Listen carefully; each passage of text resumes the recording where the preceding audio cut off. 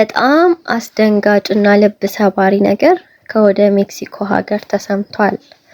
የ23 ዓመቷ የስነ ውበት ኢንፍሉዌንሰር ቫሌሪያ ማርኬዝ ቲክቶክ ላይቭ ላይ ባለችበት ነበር ተተኩሶባት የሞተችው። በዚህ ጉዳይ መርማሪዎቹ ሲያጤኑበትም ጉዳዩ እርሷ ላይቭ በገባችበት ማለትም በእርሷ ጸጉርና የሜካፕ ስቱዲዮ ውስጥ ገብቶ ገዳዩ እንደገደላት መርማሪዎቹ ጠቁመዋል።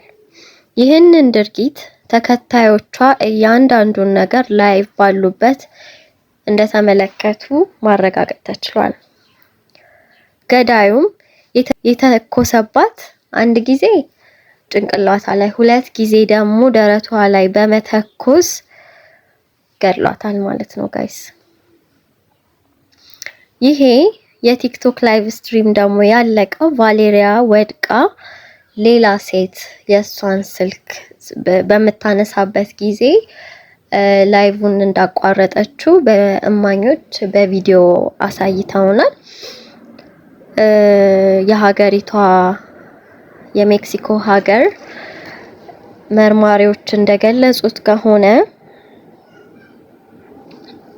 ላይቭ በነበረችበት ጊዜ እንደተናገረችው በዛ በውበት ሳሎን ውስጥ አንድ ትልቅ ስጦታ እንደመጣላት ግን እሷ ደግሞ በቦታው እንዳልነበረች በላይቭ ስትሪሟ መናገር ችላለች ማለት ነው።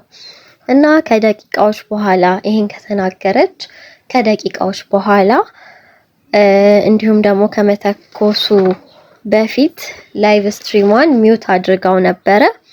በዛው ከደቂቃ በኋላ በዛው ቅጽበት አንድ ጊዜ ጭንቅላቷን ነው ሁለት ጊዜ ጭንቅላቷን አንዴ ደግሞ ደረቷን ተኩሶባት መሞቷን እንግዲህ በቪዲዮ የተገለጸ ነው። ቪዲዮን አሳያችኋለሁ። በጣም የሚያሳዝን ነው።